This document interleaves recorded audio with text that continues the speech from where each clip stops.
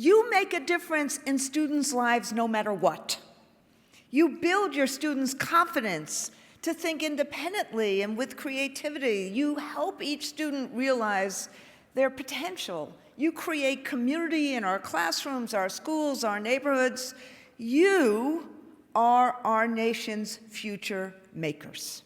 As you do all of this, as you deal with everything from budget cuts to culture wars, with class sizes that are way too high and salaries that are way too low, and amid such divisiveness right now. There was the teacher in Idaho who was ordered to remove this sign that she had in her classroom for years, the "Everyone is welcome here" sign with all the hands. Can you imagine that reassuring children that they are in a safe, welcoming space is now an act of insubordination? It's going to be more challenging next year because of the law that President Trump and Republicans call big and beautiful.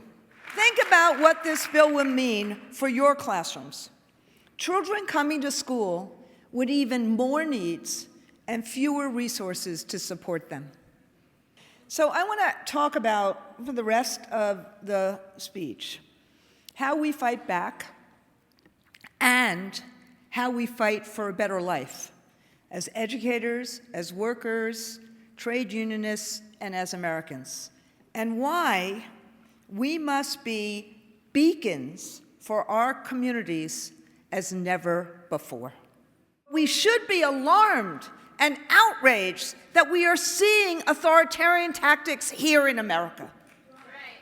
Educators in schools from pre-K to higher education are under attack for teaching American history, for promoting excellence and equity, for valuing freedom of thought, and for protecting all children's right to learn free from fear.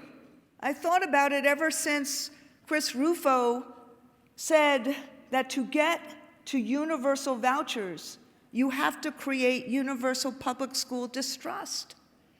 So that's why this moment compelled me to write a book, Why Fascists Fear Teachers. And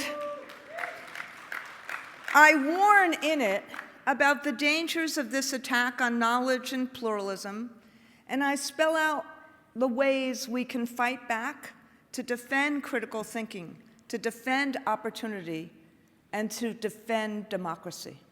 I was going to say a few hours ago that Trump and McMahon are illegally withholding more than $7 billion in K-12 funds that was to start next week, funding that Congress authorized and that schools obligated.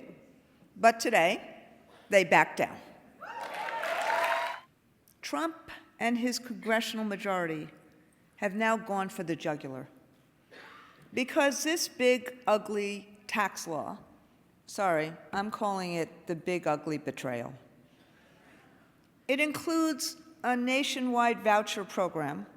Evelyn talked about it before. But this is what it does. It's an unprecedented and uncapped tax credit that will hurt students in public schools, and get this, could cost taxpayers more than $50 billion a year. We have to fight back against these attacks on our students, on our schools, and our way of life. And I know sometimes that's really scary. And at the same time, we must imagine a bold vision for our public schools and a better life for working people and fight for it. I want to focus on what that vision looks like for our public schools. And it boils down to 4 words: safe, welcoming, relevant, and engaging. People can't learn when they are hungry or stressed out. Schools must be places where students and families and educators are safe, supported, and accepted. Reading and writing and oral communication, they're essential skills students need in school, as citizens, and in the world of work. Project-based instruction and experiential learning help students learn how to solve problems, how to analyze and synthesize data, and how to apply learning to new situations. Artificial intelligence has and will alter our world in ways we can't imagine. Maybe you can, but I can't. There are legitimate concerns about AI, or A1, as the Secretary calls it.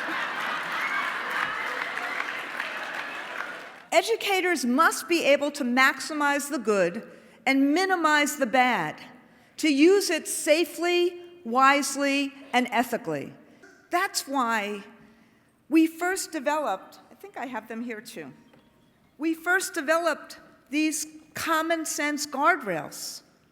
And it's also why we've now launched this National Academy for AI Instruction.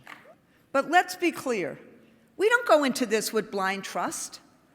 But when educators aren't in the driver's seat, we've seen what happens. Others, led by the testing industry, turned our schools into testing factories. Because if we don't fight the threats to our freedoms and to our ways of life, these threats will only further encroach on your classroom, your students, and on our profession. It takes power to challenge power. Throughout our union, we have collective power. We build and use our power for good, both to fight back and to fight for a better life, for opportunity and dignity for all. That's what public education does. That's what the labor movement does. Building community, caring, fighting, showing up, and voting. Together, united as educators and unionists, we'll meet this moment. We will fight for the promise of America, and we will let freedom ring from sea to shining sea. Thank you.